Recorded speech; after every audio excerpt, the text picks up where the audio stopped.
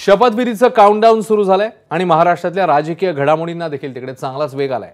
या घडामोडींमधली आजची सगळ्यात मोठी बातमी दिवसभरातली ती म्हणजे काळजीवाहू मुख्यमंत्री एकनाथ शिंदे आणि भावी मुख्यमंत्री म्हणून ज्यांचं नाव चर्चेत आहे त्या देवेंद्र फडणवीस यांची झालेली भेट। संध्याकाळी देवेंद्र फडणवीसांनी वर्षा बंगला गाठत एकनाथ शिंदेंची भेट घेतली। या बैठकीत दोन्ही नेत्यांशिवाय इतर कोणीही उपस्थित नव्हतं। जवळपास 40 ते 45 मिनिटं बैठक चालली आणि गृह खात्यासाठी शिंदे आग्रही असले तरी हे खातं फडणवीसांकडेच राहील असं समजतंय। शिंदे आणि फडणवीसांमधल्या बैठकीत मंत्रिपदावर देखील अंतिम तोडगा निघालेला नाही असं कळतंय। त्यामुळे उद्या पुन्हा एकदा बैठक होण्याची शक्यता वर्तवण्यात येते। आणि या सगळ्याबद्दल अधिक जाणून घेऊया अक्षय भाटकर यांच्याकडनं।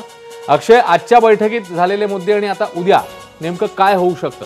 अक्षय, एक तर आहे एकनाथ शिंदे यांना नगरविकास खातं आणि याच्यावर गृह खातं हे हवं आहे, ऊर्जा खातं देखील त्यांना हवं आहे आणि तीच मागणी त्यांनी ठेवलेली आहे। जर मुख्यमंत्री पद नाही तर ही 3 खाती जी महत्वाची ती तरी आम्हाला द्यावी अशी त्यांची मागणी आहे।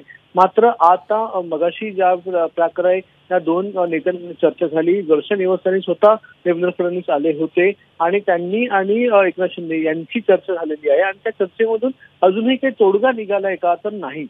या चर्चेच्या अंती कारण की परवाच अगदी 48 तासांपेक्षा कमी तास उरलेले आहेत शपथविधीसाठी आणि त्या दिवशी जर मंत्रिपदांसाठी शपथ घ्यायची असेल तर आज तोडगा निघणं आवश्यक होतं। उद्या नावं फायनल करण्यात आलेली असती, मात्र ती झालेलं नाहीये। त्यामुळे आता पुन्हा एकदा उद्या कदाचित ही बैठक होऊ शकते। जे महत्वाची 2 खाती आहेत, गृह खातं आणि नगरविकास खातं, या 2 खात्यांच्या संदर्भात देखील अजूनही तोडगा निघालेला नाहीये।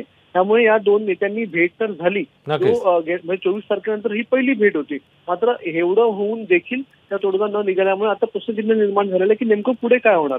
आता उद्या दिवसभर भाजपच्या बैठका आहेत, नेता गटनेता निवडायची प्रक्रिया आहे। या सगळ्या गडबडीमध्ये पुन्हा एकदा हे 2 नेते भेटून ही चर्चा करण्याची शक्यता आहे। धन्यवाद अक्षय या सगळ्या सविस्तर माहितीबद्दल। एबीपी माझा, उघडा डोळे बघा नीट।